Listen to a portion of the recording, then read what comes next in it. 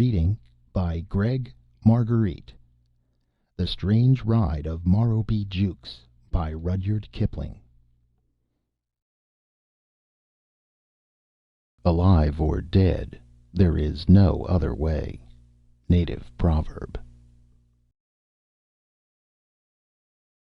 There is, as conjurers say, no deception about this tale.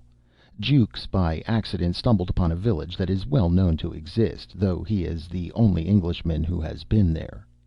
A somewhat similar institution used to flourish on the outskirts of Calcutta, and there is a story that if you go into the heart of Bikaner, which is the heart of the great Indian desert, you shall come across not a village but a town where the dead, who did not die but may not live, have established their headquarters.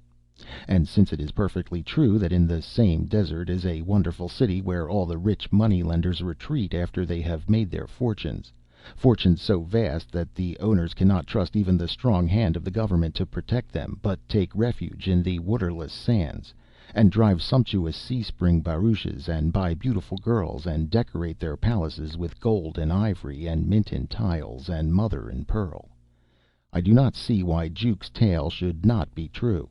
He is a civil engineer with a head for plans and distances and things of that kind, and he certainly would not take the trouble to invent imaginary traps. He could earn more by doing his legitimate work.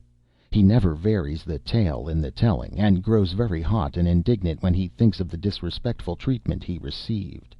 He wrote this quite straightforwardly at first, but he has since touched it up in places and introduced moral reflections thus. In the beginning it all arose from a slight attack of fever. My work necessitated my being in camp for some months between Pakpattan and Muharakpur, a desolate, sandy stretch of country, as everyone who has had the misfortune to go there may know. My coolies were neither more nor less exasperating than other gangs, and my work demanded sufficient attention to keep me from moping, had I been inclined to so unmanly a weakness. On the 23rd December, 1884, I felt a little feverish. There was a full moon at the time, and in consequence every dog near my tent was baying it. The brutes assembled in twos and threes and drove me frantic. A few days previously I had shot one loud-mouthed singer and suspended his carcass in terrorem about 50 yards from my tent door. But his friends fell upon, fought for, and ultimately devoured the body, and, as it seemed to me, sang their hymns of thanksgiving afterward with renewed energy. The light-heartedness which accompanies fever acts differently on different men. My irritation gave way after a short time to a fixed determination to slaughter one huge black and white beast who had been foremost in song and first in flight throughout the evening. Thanks to a shaking hand and a giddy head, I had already missed him twice with both barrels of my shotgun, when it struck me that my best plan would be to ride him down in the open and finish him off with a hog spear. This, of course, was merely the semi-delirious notion of a fever patient, but I remember that it struck me at the time as being eminently practical and feasible. I therefore ordered my groom to saddle Pornic and bring him round quietly to the rear of my tent. When the pony was ready, I stood at his head, prepared to mount and dash out as soon as the dog should again lift up his voice. Pornic, by the way, had not been out of his pickets for a couple of days. The night air was crisp and chilly, and I was armed with a specially long and sharp pair of persuaders with which I had been rousing a sluggish cob that afternoon. You will easily believe, then, that when he was let go he went quickly. In one moment, for the brute bolted as straight as a die, the tent was left far behind, and we were flying over the smooth sandy soil at racing speed. In another we had passed the wretched dog, and I had almost forgotten why it was that I had taken the horse and hog spear. The delirium of fever and the excitement of rapid motion through the air must have taken away the remnant of my senses. I have a faint recollection of standing upright in my stirrups, and of brandishing my hog spear at the great white moon that looked down so calmly on my mad gallop, and of shout-log challenges to the camel-thorn bushes as they whizzed past. Once or twice I believe I swayed forward on Pornic's neck, and literally hung on by my spurs, as the marks next morning showed. The wretched beast went forward like a thing possessed, over what seemed to be a limitless expanse of moonlit sand. Next, I remember, the ground rose suddenly in front of us, and as we topped the ascent I saw the waters of the Sutlej shining like a silver bar below. Then Pornic blundered heavily on his nose, and we rolled together down some unseen slope. I must have lost consciousness, for when I recovered I was lying on my stomach in a heap of soft white sand, and the dawn was beginning to break dimly over the edge of the slope down which I had fallen. As the light grew stronger I saw that I was at the bottom of a horseshoe-shaped crater of sand, opening on one side directly on the shoals of the Sutlej. My fever had altogether left me, and, with the exception of a slight dizziness in the head, I felt no bad effects from the fall overnight. Pornic, who was standing a few yards away, was naturally a good deal exhausted, but had not hurt himself in the least. His saddle, a favorite polo one, was much knocked about, and had been twisted under his belly. It took me some time to put him to rights, and in the meantime I had ample opportunities of observing the spot into which I had so foolishly dropped. At the risk of being considered tedious, I must describe it at length, inasmuch as an accurate mental picture of its peculiarities will be of material assistance in enabling the reader to understand what follows. Imagine, then, as I have said before, a horseshoe-shaped crater of sand with steeply graded sand walls about 35 feet high. The slope, I fancy, must have been about 65 degrees. This crater enclosed a level piece of ground about 50 yards long by 30 at its broadest part, with a crude well in the center.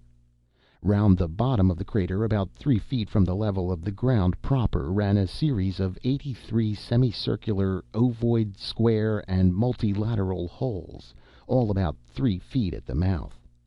Each hole, on inspection, showed that it was carefully shored internally with driftwood and bamboos, and over the mouth a wooden dripboard projected, like the peak of a jockey's cap, for 2 feet.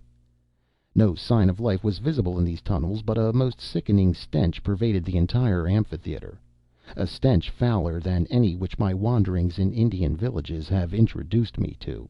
Having remounted Pornic, who was as anxious as I to get back to camp, I rode round the base of the horseshoe to find some place whence an exit would be practicable. The inhabitants, whoever they might be, had not thought fit to put in appearance, so I was left to my own devices. My first attempt to rush Pornic up the steep sand banks showed me that I had fallen into a trap exactly on the same model as that which the ant lion sets for its prey. At each step the shifting sand poured down from above in tons, and rattled on the dripboards of the holes like small shot. A couple of ineffectual charges sent us both rolling down to the bottom, half choked with the torrents of sand, and I was constrained to turn my attention to the river bank.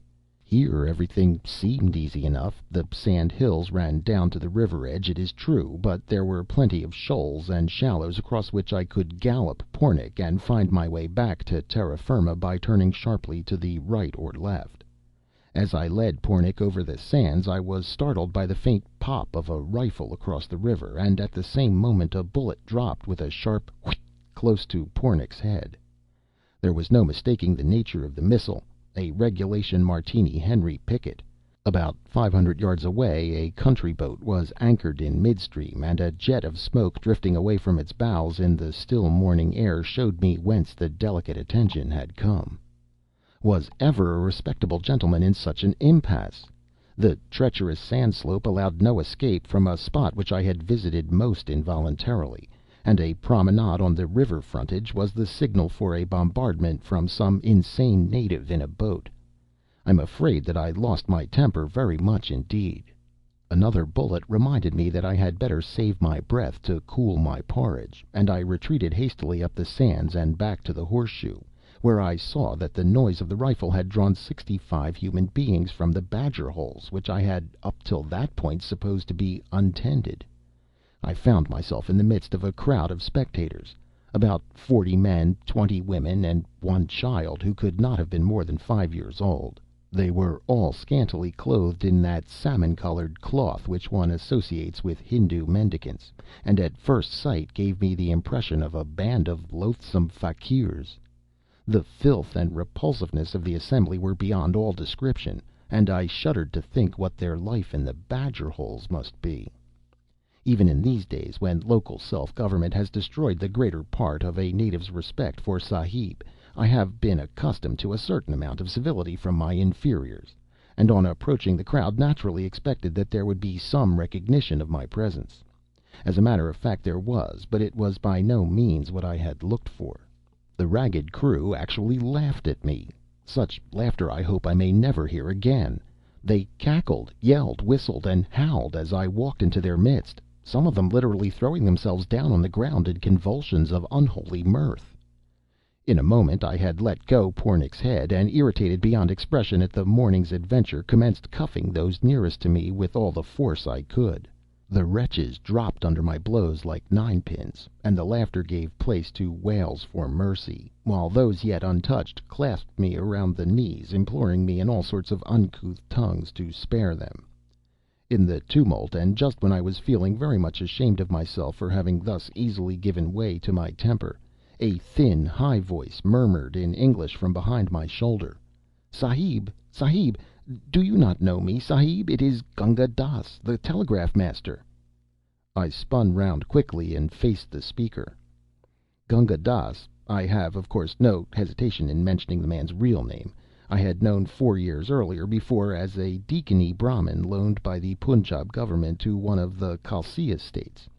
He was in charge of a branch telegraph office there, and when I last met him was a jovial, full-stomached, portly government servant with a marvelous capacity for making bad puns in English, a peculiarity which made me remember him long after I had forgotten his services to me in his official capacity.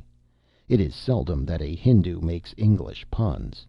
Now, however, the man was changed beyond all recognition. Caste mark, stomach, slate-colored continuations, and unctuous speech were all gone.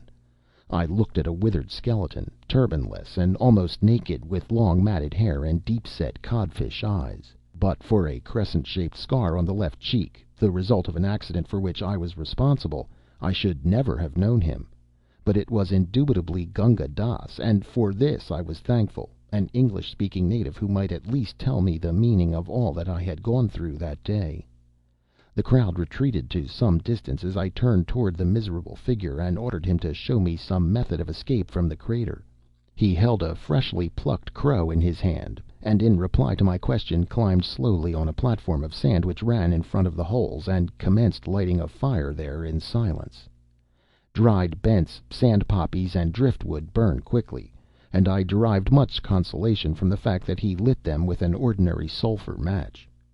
When they were in a bright glow, and the crow was nearly spitted in front thereof, Gunga Dass began without a word of preamble. "There are only two kinds of men, sar, the alive and the dead. When you are dead, you are dead. But when you are alive, you live." Here the crow demanded his attention for an instant as it twirled before the fire in danger of being burned to a cinder. "If you die at home and do not die, when you come to the Ghat to be burned, you come here." The nature of the reeking village was made plain now, and all that I had known or read of the grotesque and the horrible paled before the fact just communicated by the ex-Brahmin. 16 years ago, when I first landed in Bombay, I had been told by a wandering Armenian of the existence, somewhere in India, of a place to which such Hindoos as had the misfortune to recover from trance or catalepsy were conveyed and kept, and I recollect laughing heartily at what I was then pleased to consider a traveler's tale.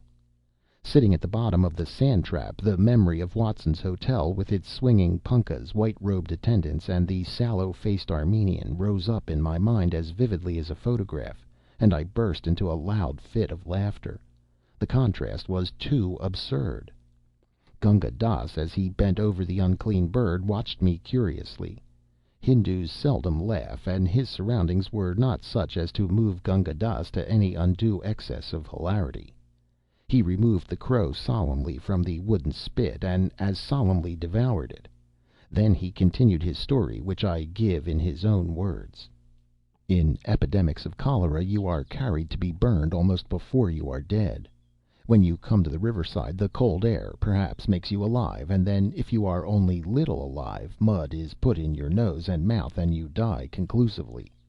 If you are rather more alive, more mud is put, but if you are too lively, they let you go and take you away. I was too lively, and made protestation with anger against the indignities that they endeavored to press upon me. In those days I was Brahmin and proud man. Now I am dead man, and eat—" Here he eyed the well gnawed breastbone with the first sign of emotion that I had seen in him since we met. "Crows, and other things. They took me from my sheets when they saw that I was too lively, and gave me medicines for 1 week, and I survived successfully. Then they sent me by rail from my place to Okara Station, with a man to take care of me. And at Okara Station we met 2 other men, and they conducted we 3 on camels in the night from Okara Station to this place, and they propelled me from the top to the bottom, and the other 2 succeeded, and I have been here ever since, 2½ years. Once I was Brahmin and proud man, and now I eat crows." "There is no way of getting out?" "None of what kind at all. When I first came I made experiments frequently, and all the others also, but we have always succumbed to the sand which is precipitated upon our heads." "But surely," I broke in at this point, "the river front is open, and it is worth while dodging the bullets while at night." I had already matured a rough plan of escape which a natural instinct of selfishness forbade me sharing with Gunga Dass. He, however, divined my unspoken thought almost as soon as it was formed, and to my intense astonishment gave vent to a long, low chuckle of derision, the laughter, be it understood, of a superior, or at least of an equal. "You will not," he had dropped the "sir" completely after his opening sentence, "make any escape that way, but you can try. I have tried once only." The sensation of nameless terror and abject fear which I had in vain attempted to strive against overmastered me completely. My long fast (it was now close upon 10 o'clock, and I had eaten nothing since tiffin on the previous day), combined with the violent and unnatural agitations of the ride, had exhausted me, and I verily believe that for a few minutes I acted as one mad. I hurled myself against the pitiless sand slope. I ran round the base of the crater, blaspheming and praying by turns. I crawled out among the sedges of the river front, only to be driven back each time in an agony of nervous dread by the rifle bullets which cut up the sand round me. For I dared not face the death of a mad dog among that hideous crowd, and finally fell, spent and raving, at the curb of the well. No one had taken the slightest notion of an exhibition which makes me blush hotly even when I think of it now. 2 or 3 men trod on my panting body as they drew water, but they were evidently used to this sort of thing, and had no time to waste upon me. The situation was humiliating. Gunga Dass, indeed, when he had banked the embers of his fire with sand, was at some pains to throw half a cupful of fetid water over my head, an attention for which I could have fallen on my knees and thanked him. But he was laughing all the while in the same mirthless, wheezy key that greeted me on my first attempt to force the shoals. And so, in a semi-comatose condition, I lay till noon. Then, being only a man after all, I felt hungry, and intimated as much to Gunga Dass, whom I had begun to regard as my natural protector. Following the impulse of the outer world when dealing with natives, I put my hand into my pocket and drew out 4 annas. The absurdity of the gift struck me at once, and I was about to replace the money. Gunga Dass, however, was of a different opinion. "Give me the money," said he, "all you have, or I will get help, and we will kill you." All this as if it were the most natural thing in the world. A Briton's first impulse, I believe, is to guard the contents of his pockets. But a moment's reflection convinced me of the futility of differing with the one man who had it in his power to make me comfortable, and with whose help it was possible that I might eventually escape from the crater. I gave him all the money in my possession, Rs. 9, 8, 5, 9 rupees, 8 annas, and 5 pi, for I always kept small change as baksheesh when I am in camp. Gunga Dass clutched the coins and hid them at once in his ragged loincloth, his expression changing to something diabolical as he looked round to assure himself that no one had observed us. "Now I will give you something to eat," said he. What pleasure the possession of my money could have afforded him I am unable to say, but inasmuch as it did give him evident delight, I was not sorry that I had parted with it so readily, for I had no doubt that he would have had me killed if I had refused. One does not protest against the vagaries of a den of wild beasts, and my companions were lower than any beasts. While I devoured what Gunga Dass had provided, a coarse chapati and a cupful of the foul well water, the people showed not the faintest sign of curiosity, that curiosity which is so rampant as a rule in an Indian village. I could even fancy that they despised me. At all events, they treated me with the most chilling indifference, and Gunga Dass was nearly as bad. I plied him with questions about the terrible village, and received extremely unsatisfactory answers. So far as I could gather, it had been in existence from time immemorial, whence I concluded that it was at least a century old, and during that time no one had ever been known to escape from it. I had to control myself here with both hands, lest the blind terror should lay hold of me a second time and drive me raving round the crater. Gunga Dass took a malicious pleasure in emphasizing this point, and in watching me wince. Nothing that I could do would induce him to tell me who the mysterious "they" were. "It is so ordered," he would reply, "and I do not yet know anyone who has disobeyed the orders." "Only wait till my servants find that I am missing," I retorted, "and I promise you that this place will be cleared off the face of the earth. And I'll give you a lesson in civility, too, my friend." "Your servants would be torn in pieces before they came near this place, and besides, you are dead, my dear friend. It is not your fault, of course, but none the less, you are dead and buried." At irregular intervals supplies of food, I was told, were dropped down from the land side into the amphitheater, and the inhabitants fought for them like wild beasts. When a man felt his death coming on, he retreated to his lair and died there. The body was sometimes dragged out of the hole and thrown onto the sand, or allowed to rot where it lay. The phrase "thrown onto the sand" caught my attention, and I asked Gunga Dass whether this sort of thing was not likely to breed a pestilence. "That," said he, with another of his wheezy chuckles, "you may see for yourself subsequently. You will have much time to make observations." Whereat, to his great delight, I winced once more, and hastily continued the conversation. "And how do you live here from day to day? What do you do?" The question elicited exactly the same answer as before, coupled with the information that this place is like your European heaven. There is neither marrying nor giving in marriage. Gunga Dass had been educated at the mission school, and, as he himself admitted, had he only changed his religion like a wise man, might have avoided the living grave which was now his portion. But as long as I was with him, I fancy he was happy. Here was Sahib, a representative of the dominant race, helpless as a child and completely at the mercy of his native neighbors. In a deliberate, lazy way, he set himself to torture me as a schoolboy would devote a rapturous half hour to watching the agonies of an impaled beetle, or as a ferret in a blind burrow might glue himself comfortably to the neck of a rabbit. The burden of his conversation was that there was no escape, of no kind whatever, and that I should stay here till I died and was thrown onto the sand. If it were possible to forejudge the conversation of the damned on the advent of a new soul in their abode, I should say that they would speak as Gunga Dass did to me throughout that long afternoon. I was powerless to protest or answer, all my energies being devoted to a struggle against the inexplicable terror that threatened to overwhelm me again and again. I can compare the feeling to nothing except the struggles of a man against the overpowering nausea of the Channel Passage. Only my agony was of the spirit, and infinitely more terrible. As the day wore on, the inhabitants began to appear in full strength to catch the rays of the afternoon sun, which were now sloping in at the mouth of the crater. They assembled in little knots, and talked among themselves, without even throwing a glance in my direction.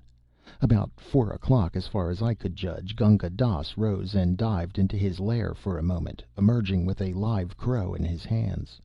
The wretched bird was in a most draggled and deplorable condition, but seemed to be in no way afraid of its master.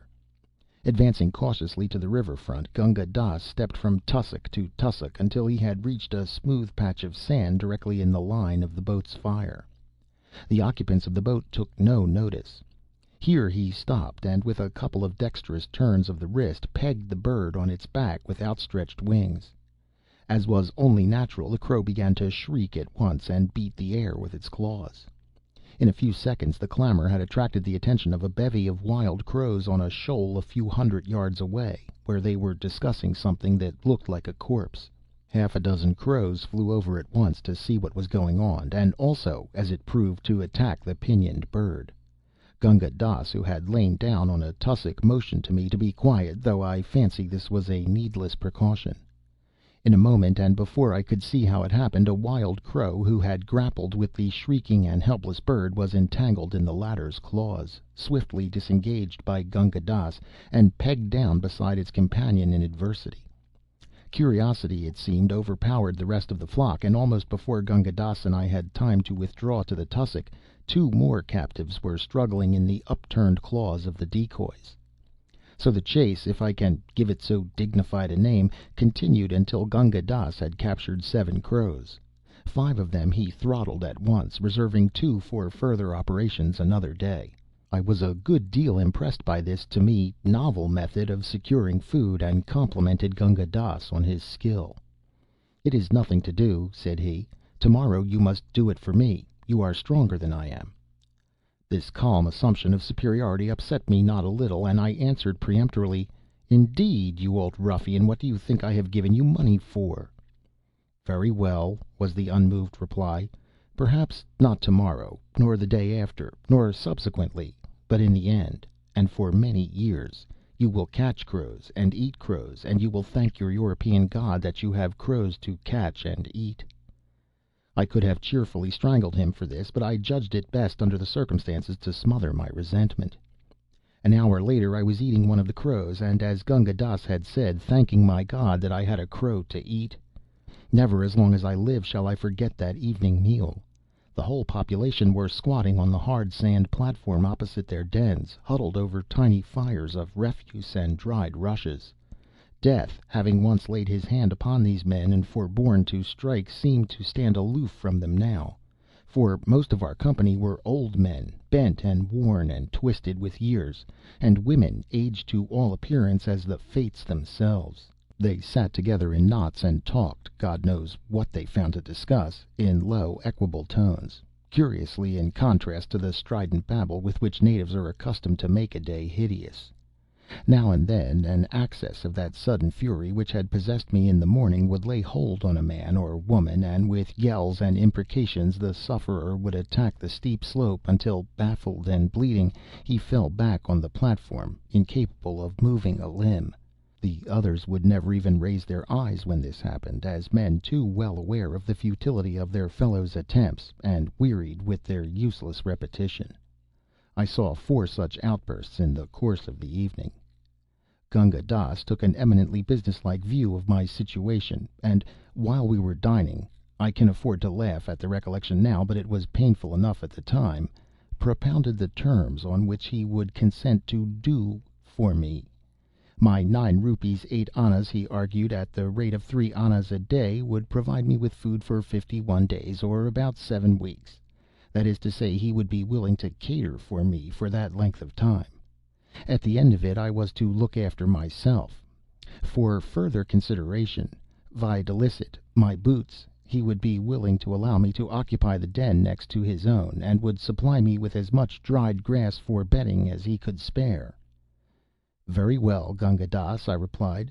"To the first terms I cheerfully agree, but as there is nothing on earth to prevent me from killing you as you sit here, and taking everything that you have" (I thought of the 2 invaluable crows at the time), "I flatly refuse to give you my boots, and shall take whatever den I please." The stroke was a bold one, and I was glad when I saw that it had succeeded. Gunga Dass changed his tone immediately, and disavowed all intention of asking for my boots. At the time it did not strike me at all strange that I, a civil engineer, a man of 13 years' standing in the service, and, I trust, an average Englishman, should thus calmly threaten murder and violence against the man who had, for a consideration it is true, taken me under his wing. I had left the world, it seemed, for centuries.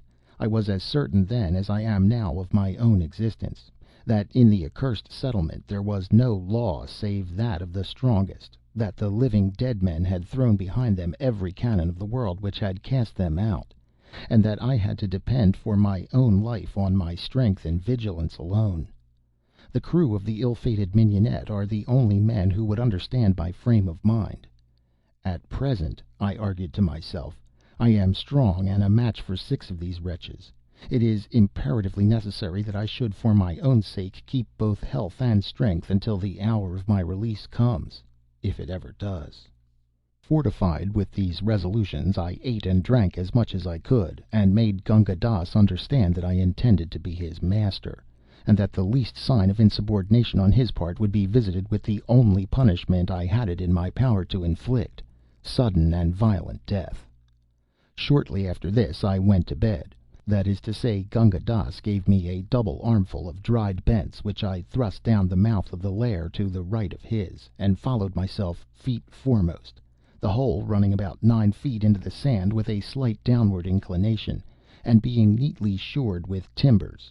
From my den, which faced the river front, I was able to watch the waters of the Sutlej flowing past under the light of a young moon, and compose myself to sleep as best I might. The horrors of that night I shall never forget. My den was nearly as narrow as a coffin, and the sides had been worn smooth and greased by the contact of innumerable naked bodies, added to which it smelled abominably. Sleep was altogether out of the question to one in my excited frame of mind. As the night wore on, it seemed that the entire amphitheater was filled with legions of unclean devils that, trooping up from the shoals below, mocked the unfortunates in their lairs. Personally, I am not of an imaginative temperament. Very few engineers are. But on that occasion I was as completely prostrated with nervous terror as any woman. After half an hour or so, however, I was able to once more calmly review my chances of escape. Any exit by the steep sand walls was, of course, impracticable. I had been thoroughly convinced of this some time before. It was possible, just possible, that I might, in the uncertain moonlight, safely run the gauntlet of the rifle shots. The place was so full of terror for me that I was prepared to undergo any risk in leaving it. Imagine my delight, then, when, after creeping stealthily to the river front, I found that the infernal boat was not there. My freedom lay before me in the next few steps. By walking out to the first shallow pool that lay at the foot of the projecting left horn of the horseshoe, I could wade across, turn the flank of the crater, and make my way inland. Without a moment's hesitation I marched briskly past the tussocks where Gunga Dass had snared the crows, and out in the direction of the smooth white sand beyond. My first step from the tufts of dried grass showed me how utterly futile was any hope of escape. For as I put my foot down I felt an indescribable drawing, sucking motion of the sand below. Another moment and my leg was swallowed up nearly to the knee. In the moonlight the whole surface of the sand seemed to be shaken with the devilish delight at my disappointment. I struggled clear, sweating with terror and exertion, back to the tussocks behind me, and fell on my face. My only means of escape from the semicircle was protected with a quicksand. How long I lay I have not the faintest idea, but I was roused at last by the malevolent chuckle of Gunga Dass at my ear. "I would advise you, protector of the poor," the ruffian was speaking English, "to return to your house. It is unhealthy to lie down here. Moreover, when the boat returns, you will most certainly be rifled at." He stood over me in the dim light of the dawn, chuckling and laughing to himself. Suppressing my first impulse to catch the man by the neck and throw him onto the quicksand, I rose sullenly and followed him to the platform below the barrows. Suddenly, and futilely as I thought while I spoke, I asked, "Gunga Dass, what is the good of the boat if I can't get out anyhow?" I recollect that even in my deepest trouble I had been speculating vaguely on the waste of ammunition in guarding an already well protected foreshore. Gunga Dass laughed again and made answer, "They have the boat only in daytime. It is for the reason that there is a way. I hope we shall have the pleasure of your company for much longer time. It is a pleasant spot when you have been here some years and eaten roast crow long enough." I staggered, numbed and helpless, toward the fetid barrow allotted to me, and fell asleep. An hour or so later I was awakened by a piercing scream, the shrill, high-pitched scream of a horse in pain. Those who have once heard that will never forget the sound. I found some little difficulty in scrambling out of my burrow. When I was in the open I saw Pornic, my poor old Pornic, lying dead on the sandy soil. How they had killed him I cannot guess. Gunga Dass explained that horse was better than crow, and greatest good of greatest number is political maxim. We are now republic, Mr. Jukes, and you are entitled to a fair share of the beast. If you like, we will pass a vote of thanks. Shall I propose? Yes, we were a republic indeed. A republic of wild beasts penned at the bottom of a pit, to eat and fight and sleep till we died. I attempted no protest of any kind, but sat down and stared at the hideous sight in front of me. In less time almost than it takes me to write this, Pornick's body was divided in some unclear way or other. The men and women had dragged the fragments onto the platform and were preparing their normal meal. Gunga Dass cooked mine. The almost irresistible impulse to fly at the sand walls until I was wearied laid hold of me afresh, and I had to struggle against it with all my might. Gunga Dass was offensively jocular till I told him that if he addressed another remark of any kind whatever to me I should strangle him where he sat. This silenced him till silence became insupportable, and I bade him say something. "You will live here till you die, like the other Ferengi," he said, coolly watching me over the fragment of gristle that he was gnawing.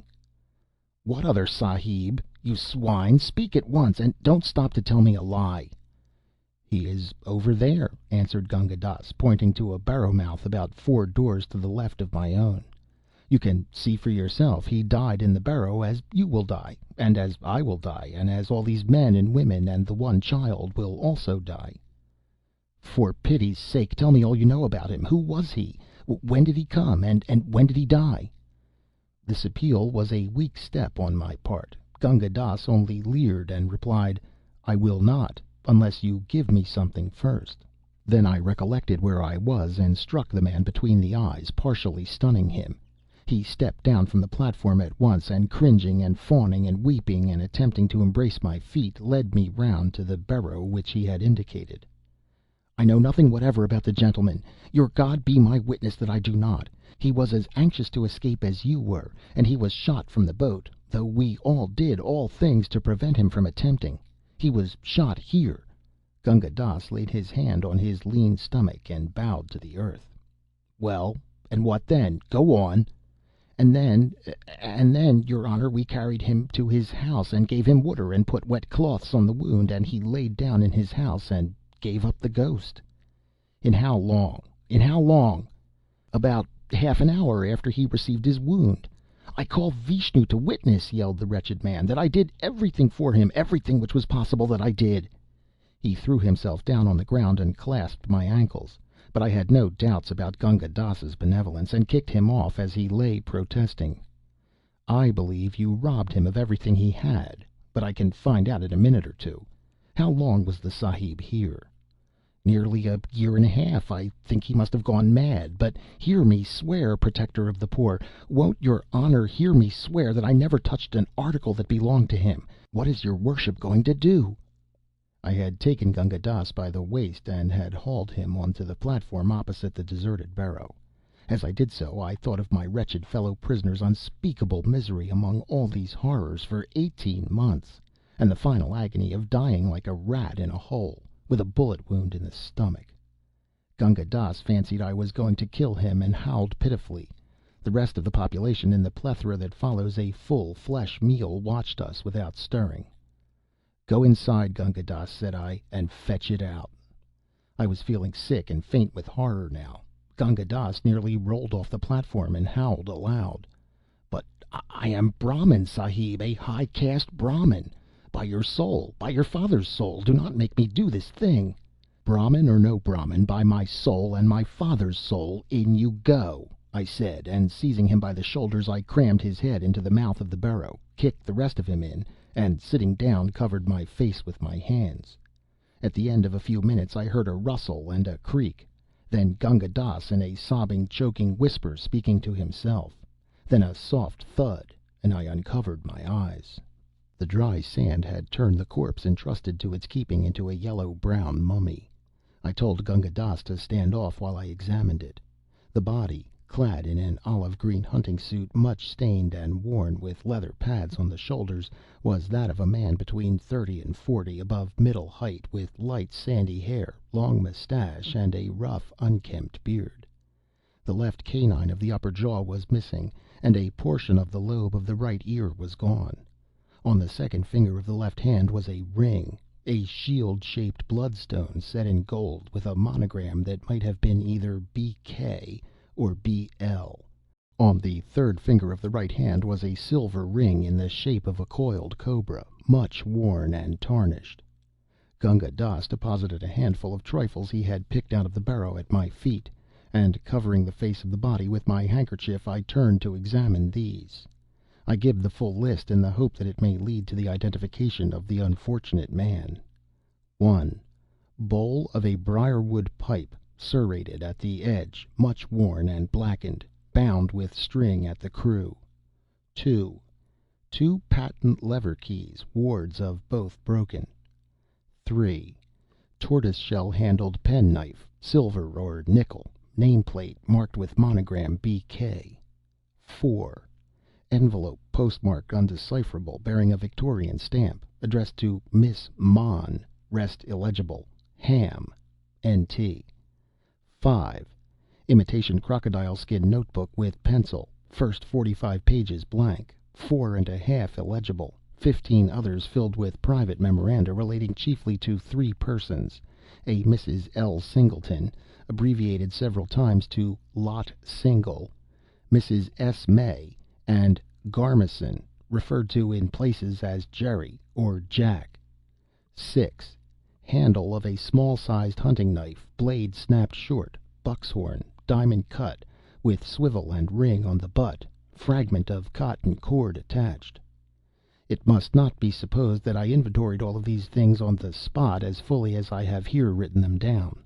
The notebook first attracted my attention, and I put it in my pocket with a view to studying it later on. The rest of the articles I conveyed to my burrow for safety's sake, and there, being a methodical man, I inventoried them. I then returned to the corpse and ordered Gunga Dass to help me carry it out to the river front. While we were engaged in this, the exploded shell of an old brown cartridge dropped out of one of the pockets and rolled at my feet. Gunga Dass had not seen it, and I fell to thinking that a man does not carry exploded cartridge cases, especially Browns, which will not bear loading twice, about with him when shooting. In other words, that cartridge case had been fired inside the crater. Consequently, there must be a gun somewhere. I was on the verge of asking Gunga Dass, but checked myself, knowing that he would lie. We laid the body down on the edge of the quicksand by the tussocks. It was my intention to push it out and let it be swallowed up, the only possible mode of burial that I could think of. I ordered Gunga Dass to go away. Then I gingerly put the corpse out on the quicksand. In doing so, it was lying face downward. I tore the frail and rotten khaki shooting coat open, disclosing a hideous cavity in the back. I have already told you that the dry sand had, as it were, mummified the body. A moment's glance showed that the gaping hole had been caused by a gunshot wound. The gun must have been fired with the muzzle almost touching the back. The shooting coat, being intact, had been drawn over the body after death, which must have been instantaneous. The secret of the poor wretch's death was plain to me in a flash. Someone of the crater, presumably Gunga Dass, must have shot him with his own gun, the gun that fitted the brown cartridges. He had never attempted to escape in the face of the rifle fire from the boat. I pushed the corpse out hastily, and saw it sink from sight, literally in a few seconds. I shuddered as I watched. In a dazed, half-conscious way, I turned to peruse the notebook. A stained and discolored slip of paper had been inserted between the binding and the back, and dropped out as I opened the pages. This is what it contained: 4 out from Crow Clump, 3 left, 9 out, 2 right, 3 back, 2 left, 14 out, 2 left, 7 out, 1 left, 9 back, 2 right, 6 back, 4 right, 7 back. The paper had been burned and charred at the edges. What it meant I could not understand. I sat down on the dried bents, turning it over and over between my fingers, until I was aware of Gunga Dass standing immediately behind me with glowing eyes and outstretched hands.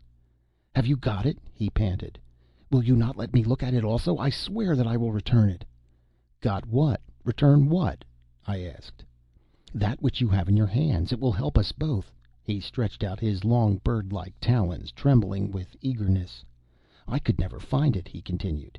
He had secreted it about his person, therefore I shot him, but nevertheless I was unable to obtain it." Gunga Dass had quite forgotten his little fiction about the rifle bullet. I received the information perfectly calmly. Morality is blunted by consorting with the dead who are alive. "What on earth are you raving about? What is it you want me to give you?" "The piece of paper in the notebook. It will help us both. Oh, you fool, you fool! Can you not see what it will do for us? We shall escape!" His voice rose almost to a scream, and he danced with excitement before me. I own I was moved at the chance of my getting away. "Don't skip. Explain yourself. Do you mean to say that this slip of paper will help us? What does it mean?" "Read it aloud! Read it aloud! I beg and I pray you to read it aloud!" I did so. Gunga Dass listened delightfully, and drew an irregular line in the sand with his fingers. "See now! It was the length of his gun barrels without the stock. I have those barrels, 4 gun barrels, out from the place where I caught crows. Straight out, do you follow me? Then 3 left. Ah, how well I remember when that man worked it out night after night. Then 9 out, and so on. Out is always straight before you across the quicksand. He told me so before I killed him." "But if you knew all this, why didn't you get out before?" "I did not know it. He told me that he was working it out a year and a half ago, and how he was working it out night after night when the boat had gone away, and he could get out near the quicksand safely. Then he said that we would get away together. But I was afraid that he would leave me behind one night when he had worked it all out, and so I shot him. Besides, it is not advisable that the men who once get in here should escape. Only I, and I am a Brahmin." The prospect of escape had brought Gunga Dass's caste back to him. He stood up, walked about, and gesticulated violently. Eventually I managed to make him talk soberly, and he told me how this Englishman had spent 6 months, night after night, in exploring inch by inch the passage across the quicksand; how he had declared it to be simplicity itself up to within about 20 yards of the river bank after turning the flank of the left horn of the horseshoe. This much he had evidently not completed when Gunga Dass shot him with his own gun.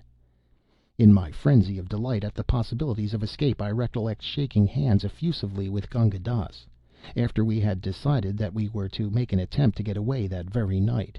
It was weary work waiting throughout the afternoon. About 10 o'clock, as far as I could judge, when the moon had just risen above the lip of the crater, Gunga Dass made a move for his burrow to bring out the gun barrels, whereby to measure our path. All the other wretched inhabitants had retired to their lairs long ago. The Guardian boat drifted downstream some hours before, and we were utterly alone by the crow clump. Gunga Dass, while carrying the gun barrels, let slip the piece of paper which was to be our guide. I stooped down hastily to recover it, and as I did so I was aware that the diabolical Brahmin was aiming a violent blow at the back of my head with the gun barrels. It was too late to turn round. I must have received the blow somewhere on the nape of my neck. 100,000 fiery stars danced before my eyes, and I fell forwards, senseless, at the edge of the quicksand. When I recovered consciousness, the moon was going down, and I was sensible of intolerable pain in the back of my head. Gunga Dass had disappeared, and my mouth was full of blood. I lay down again, and prayed that I might die without more ado. Then the unreasoning fury which I had before mentioned laid hold upon me, and I staggered inland toward the walls of the crater. It seemed that someone was calling to me in a whisper, "Sahib! Sahib! Sahib!" exactly as my bearer used to call me in the morning. I fancied that I was delirious until a handful of sand fell at my feet. Then I looked up and saw a head peering down into the amphitheater. The head of Danu, my dog boy, who attended to my collies. As soon as he had attracted my attention, he held up his hand and showed a rope. I motioned, staggering to and fro for a while, that he should throw it down. It was a couple of leather punka ropes knotted together with a loop at one end. I slipped the loop over my head and under my arms, heard Danu urge something forward, was conscious that I was being dragged face downward up the steep sand slope, and the next instant found myself choked and half fainting on the sand hills overlooking the crater. Danu, with his face ashy gray in the moonlight, implored me not to stay, but to get back to my tent at once. It seems that he had tracked Pornic's footprints 14 miles across the sands to the crater, had returned and told my servants, who flatly refused to meddle with anyone, white or black, once fallen into the hideous village of the dead. Whereupon Dunnoo had taken one of my ponies and a couple of punka ropes, returned to the crater, and hauled me out as I have described. To cut a long story short, Dunnoo is now my personal servant on a gold mower a month, a sum which I still think far too little for the services he has rendered. Nothing on earth will induce me to go near that devilish spot again, or to reveal its whereabouts more clearly than I have done. Of Gunga Dass I have never found a trace, nor do I wish to do so. My sole motive in giving this to be published is the hope that some one may possibly identify from the details and the inventory which I have given above, the corpse of the man in the olive green hunting suit. End of The Strange Ride of Morrowbie Jukes by Rudyard Kipling.